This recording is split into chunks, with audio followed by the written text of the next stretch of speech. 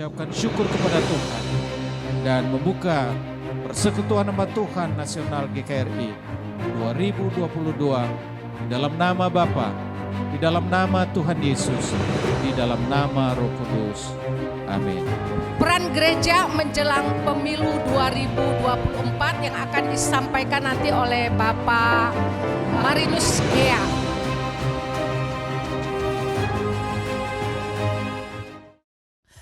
Baik Bapak Ibu, saya bersyukur sekali bisa hadir di acara Persekutuan Hamba Tuhan GKRI Senasional pada hari ini. Sukacita bersama dengan Bapak Ibu dan juga bersama dengan saya bisa hadir untuk memenuhi undangan yang diberikan kepada saya, ditugaskan oleh Ketua Panitia Pak Sajam, mengatakan bahwa Pak Marinus harus memberikan kesegaran kepada hamba-hamba Tuhan, supaya hamba-hamba Tuhan ini juga mengerti tentang keadaan bangsa dan perpolitikan di Indonesia. Hamba-hamba Tuhan dan jemaat Tuhan yang ada di bumi ini adalah bagian dari bangsa Indonesia yang sudah ditetapkan oleh Tuhan. Secara iman kita mengatakan bahwa Tuhan juga menetapkan Indonesia sebagai negara. Dan di dalam kehidupan bernegara itu adalah kesepakatan. Ya, kehidupan bernegara itu adalah kesepakatan yang konstitusional, di mana jemaat Tuhan dan gereja adalah bagian dari kesepakatan itu. Oleh karena kita adalah bagian dari kesepakatan itu, hukum undang-undang mengatur dan menjamin bahwa semua warga negara yang bersepakat dijamin hak politiknya, dijamin hak politiknya dipilih dan memilih, dijamin hak demokrasinya, dijamin hak hidupnya di dalam negara Republik Indonesia. Oleh karena itu seringkali kita mengatakan, dan saya sering mendengar sebagai jemaat hamba Tuhan mengatakan, ada loh hamba Tuhan yang mengatakan, jangan campur-campur sama politik ya, politik itu dosa. Jangan campur-campur sama politik ya. Karena semua perpolitikan itu bicaranya adalah hal-hal yang mengantar kita ke dalam neraka. Banyak gak Bapak Ibu? Banyak ya? Kenapa bisa demikian? Karena kita tidak pernah menyadari bahwa Bapak Ibu sebagai gembala sidang, Bapak Ibu adalah pemimpin politik di dalam gereja Bapak Ibu sekalian. Politik salah satu faktor dan unsur yang harus terpenuhi, mampu memberikan pengaruh. Seorang pendeta, seorang gembala sidang ketika dia tidak bisa memberikan pengaruh kepada jemaatnya, kira-kira jemaatnya mau nggak datang ke gereja? Tidak, ya toh? Benar nggak? Tapi Bapak Ibu hamba-hamba Tuhan, jemaat Tuhan seringkali tidak menyadari bahwa Bapak Ibu adalah bagian dari politik itu sendiri. Karena segala aspek kehidupan manusia, ketika Tuhan menciptakan manusia itu di bumi, Dia sudah melekatkan sebagai bagian hak yang tidak bisa dihindari dan hak yang selalu masuk dalam kehidupan kita adalah politik. Oleh karena itu Bapak, Ibu, jangan pernah alergi dengan politik. Saya sebagai orang sekuler, perspektif saya selalu melihat dari sisi politik. Saya mengatakan terlepas dari keberadaan Tuhan Yesus hadir di bumi, Yesus adalah bagian dari politik. Yesus lahir adalah bagian dari politik, Yesus mati adalah bagian dari persekongkolan kejahatan politik. Saya sering berdiskusi kepada teman-teman, saya mengatakan bahwa sebenarnya politik yang paling tidak bisa kita melakukan perlawanan adalah politik di dalam gereja. Contohnya apa Bapak Ibu?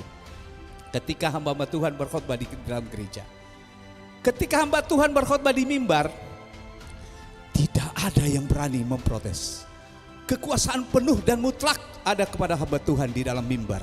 Tidak ada yang berprotes. Kendati kita menyadari karena keterbatasan pengetahuan kita mengatakan itu salah yang disampaikan Pak Pendeta. Ada yang berani gak protes? Pak Pendeta, salah itu, firman Tuhannya berbeda. Tidak. Sebagai bagian dari bangsa Indonesia, gereja mempunyai kekuasaan politik, mempunyai hak politik, mempunyai kekuatan politik.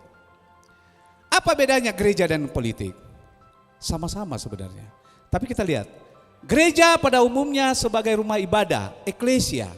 Eklesia itu adalah pertemuan dan sidang jemaat. Apa bedanya dengan politik? Menurut Kamus Bahasa Indonesia, politik ialah segala urusan dan tindakan kebijakan. Benar nggak Bapak Ibu? Tidak hanya di GKRI, hampir semua denominasi selalu ada perebutan kekuasaan di dalam gereja. Dan selalu mempertontonkan ketiadaan kekurangan pengetahuan kita. Sebenarnya politik itu lebih jahat dilakukan di dalam gereja. Tapi bisa lebih baik juga dilakukan di dalam gereja. Kalau semuanya bisa menyatukan pemahaman untuk kemuliaan bagi Tuhan. Saya sebagai politisi, saya tidak bisa juga mengatakan, mengikuti bahwa apa yang dilakukan oleh hamba-hamba Tuhan hari ini adalah semua benar. Saya bilang sama Pak Pendeta, terjadi perebutan logo GKRI itu adalah bagian dari cobaan untuk memperkuat Bapak Ibu. Bapak Ibu ini sebagai jemaat Tuhan di GKRI lebih menonjolkan logonya atau lebih menonjolkan Tuhannya? Ini juga diplomasi. Walaupun kita tahu sebenarnya logo itu apa? Kalau di dunia sekuler mengatakan logo itu kan adalah brand yang memiliki nilai jual. Kalau di dalam gereja apa nilai jual yang kita mau jual? Tapi inilah dinamika yang terjadi di dalam gereja. Siapa yang benar, siapa yang salah, hanya Tuhan yang tahu. Karena tidak pernah kita bisa menghakimi. Kalau ada proses hukum yang sedang dijalani, itu adalah bagian dari hukum negara sebagai warga negara yang memiliki hak hukum yang sama. Di dalam menghadapi perpolitikan 2024, bagaimana gereja bersikap? Tadi saya sudah sampaikan, gereja adalah bagian yang memiliki hak politik dan memiliki kekuatan politik. Dan juga memiliki kekuasaan politik.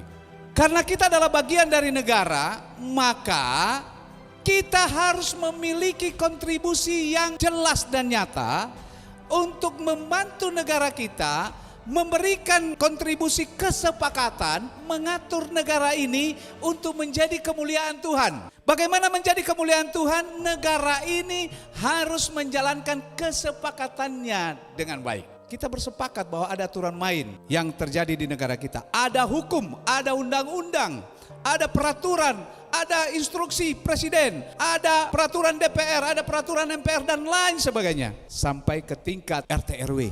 Tuhan mengajarkan kepada kita, berikanlah kepada Kaisar apa yang menjadi hak Kaisar dan berikanlah kepada Tuhan apa yang menjadi hak Tuhan. Tapi apakah benar itu? Jangan-jangan benar kata firman Tuhan.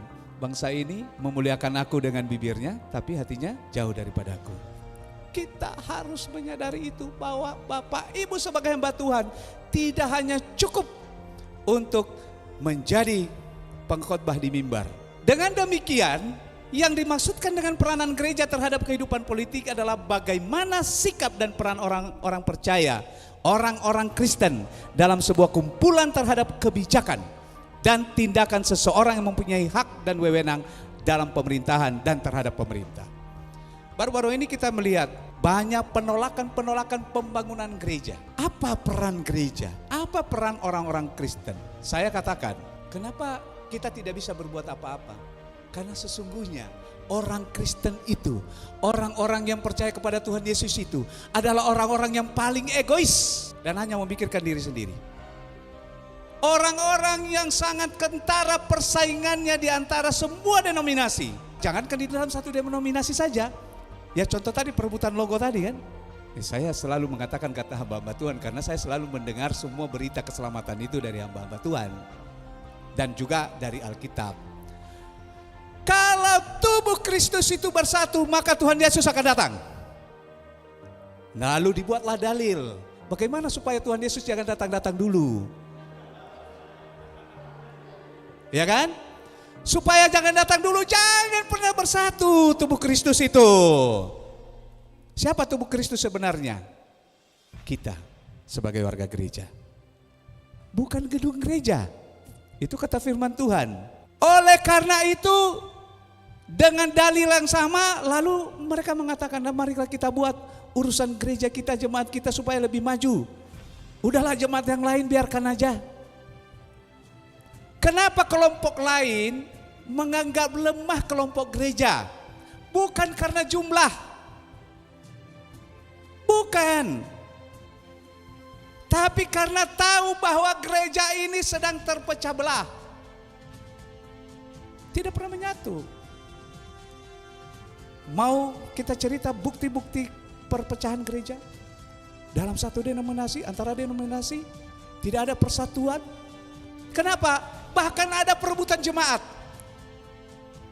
Kira-kira kalau terjadi perebutan jemaat, egois bukan?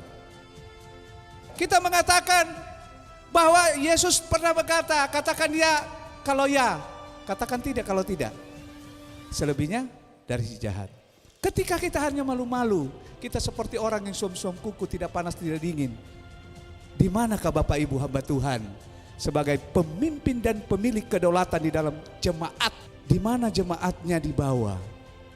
Ini penting. Kita kembali ke posisi slide tadi. Ya. Kebijakan apa dan tindakan apa yang kita lakukan sebagai bagian dari tubuh Kristus, sebagai bagian dari gereja terhadap kebijakan-kebijakan yang salah kepada pemerintah. Ketika kita tidak bisa mengatakan bahwa itu salah dan hanya menonton, sesungguhnya kita adalah orang yang berdosa. Tapi inilah fakta kita.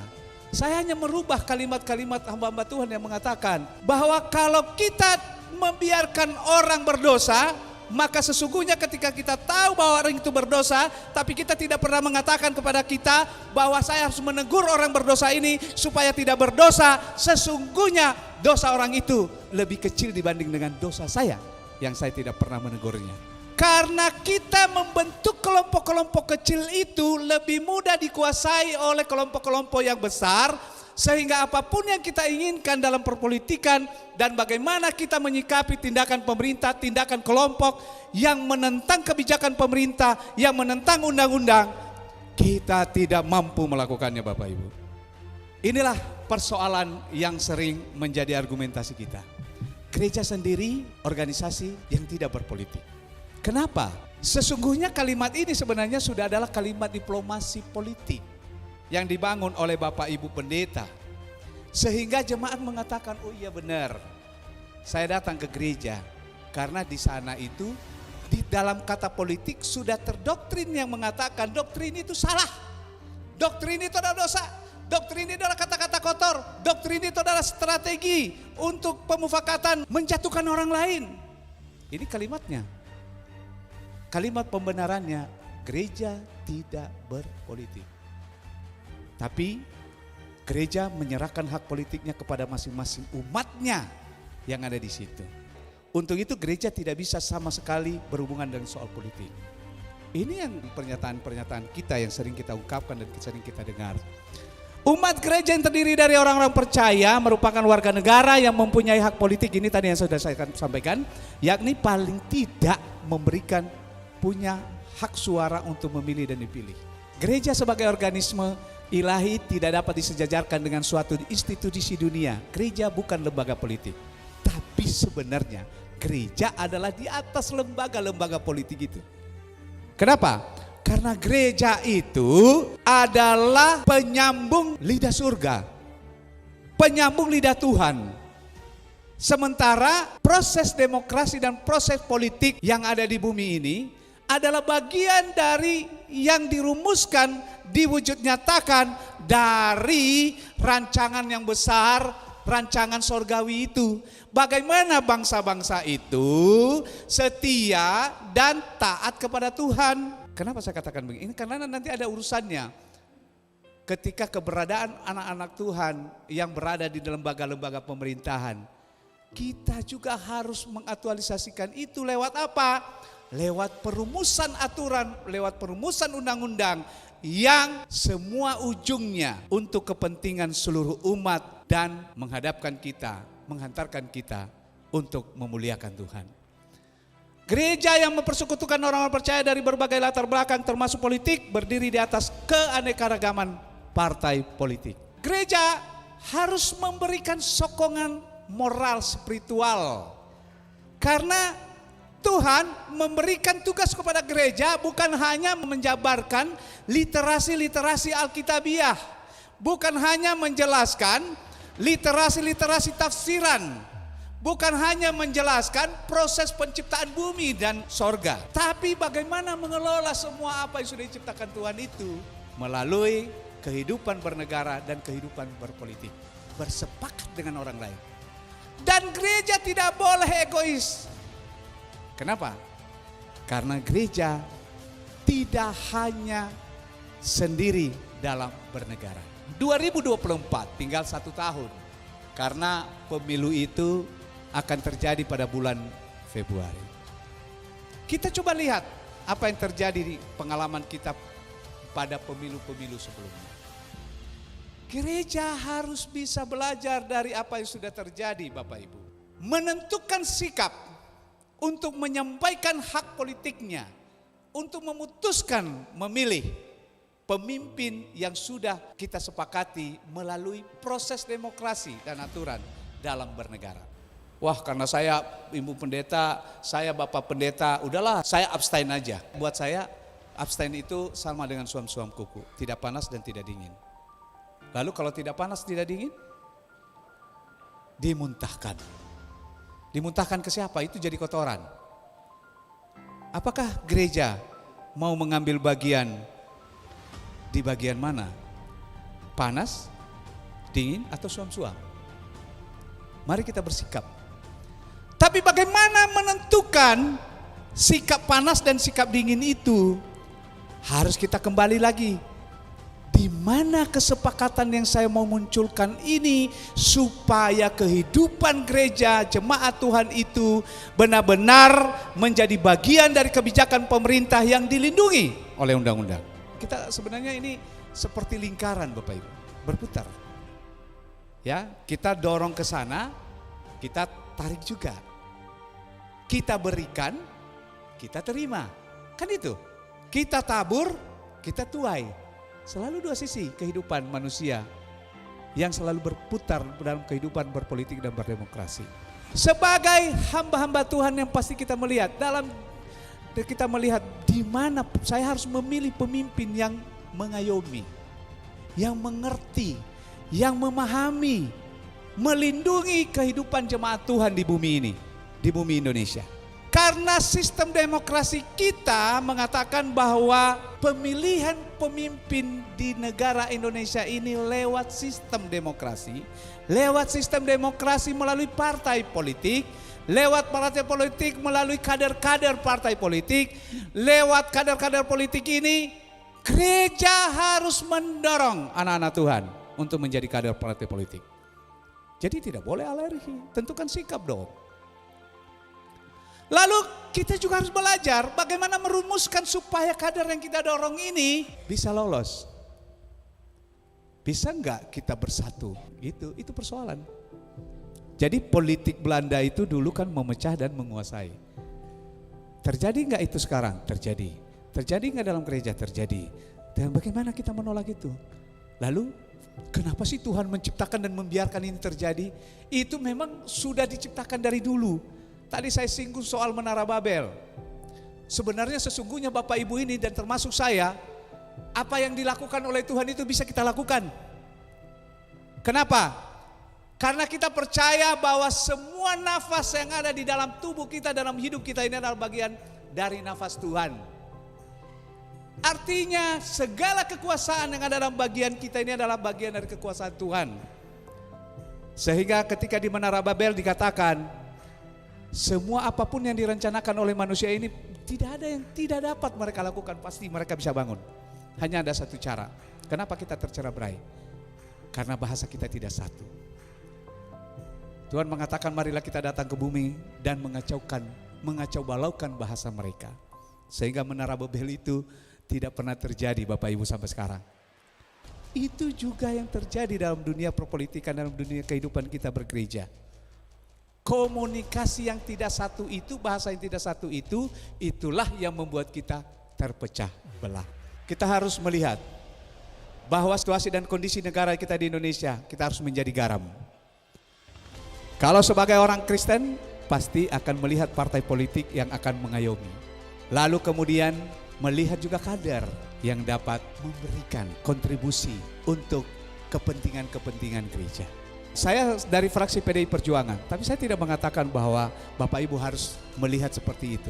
Tapi dikoreksi, kira-kira ada nggak partai politik yang cocok? Ada nggak kader-kader partai politik yang mau memberikan perlindungan kepada gereja-gereja? Mau memperjuangkan kehidupan gereja? Sikap positif gereja dalam menghadapi pemilu adalah sikap yang mendorong warga jemaat yang juga warga negara untuk menggunakan hak pilihnya. Jadi hamba-hamba Tuhan harus terus mulai dari sekarang juga menyampaikan bahwa semua warga gereja itu punya hak politik dan kamu jangan tidak pernah menggunakan hakmu. Karena kalau hakmu tidak kau gunakan, orang lain akan memanfaatkan untuk kepentingan-kepentingan yang tidak benar. Ketika kita membiarkan hak pilih kita tidak terjadi, kita tidak gunakan, maka kita sudah membiarkan orang lain untuk berbuat jahat yang akibatnya dosa itu adalah dosa kita. Karena kita sudah tahu ini. Saya sudah beritahu Bapak Ibu. Ketika saya sudah beritahu Bapak Ibu, maka dosa itu tidak ada lagi dari saya. Ketika Bapak Ibu hanya menyimpannya dan tidak memberitahukan kepada orang lain, maka dosa itu ada sama Bapak Ibu. Gereja mendukung umatnya dan menggembalakan mereka secara benar, yakni orang-orang yang kompeten di dalamnya, sehingga tidak menyimpang dari esensinya, yakni menjadi garam dan terang Kristus dalam dunia. Dengan demikian gereja mendatangkan sesuatu yang berarti bagi bangsa dan negara Indonesia tercinta. Bapak Ibu sekalian, sebelum saya mengakhiri, saya berbicara dengan Bapak Ibu. Saya ini adalah orang Nias, sama dengan Pak Baheli dan beberapa warga dari Kepulauan Nias. Di dalam kosmologi warna orang Nias itu Bapak Ibu, bahwa di orang Nias ini ada 3 warna yang dominan yang melambangkan kehidupan. Jadi ternyata orang Nias itu orang-orang yang memang sudah mengalami kehidupan yang dekat dengan Tuhan sehingga mampu membedakan dari nenek moyang kami nih. Kalau kami hanya penerusnya, ya, mengalami kehidupan bersama dengan Tuhan. Sehingga mereka membagi kasta menurut warna. Ada 3. Warna hitam seperti warna yang gelap di kursi kita ini, itu melambangkan dunia bawah. Dunia bawah. Itu warna. Jadi nanti yang bukan orang Nias boleh cek itu. Kosmologi warna masyarakat Nias. Dunia itu melambangkan dunia bawah. Dunia bawah apa? Dunia di bawah tanah, dunia kematian, dunia kegelapan. Lalu ada warna merah. Dunia tengah. Dunia tengah itu di mana? Di atas bumi Bapak Ibu. Dunia itu di atas bumi. Kehidupan kita ini adalah warna merah. Dunia nyata. Lalu warna kuning Bapak Ibu. Makanya kalau di orang Nias tuh, kopiah itu selalu warna kuning. Ya, di baju adat kita kan kopiah itu tidak ada warna merah, warna kuning. Itu melambangkan surgawi. Menuju surgawi. Pertanyaannya bagaimana menuju surgawi kalau tidak melalui melalui dunia kematian, dunia kegelapan.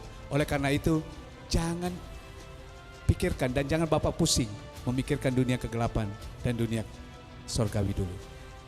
Ukur dengan kehidupan di dunia tengah. Ya Bapak Ibu ya. Ukur dengan kehidupan di dunia tengah, di dunia warna merah. Karena ukuran Bapak Ibu masuk surga atau tidak, itu adalah diukur di dunia tengah. Dunia kebaikan di dunia merah. Dunia hubungan, baik atau tidak. Kalau di Islam mengatakan ada ukuran amal dan perbuatan. Begitu juga kehidupan kita sebagai warga gereja.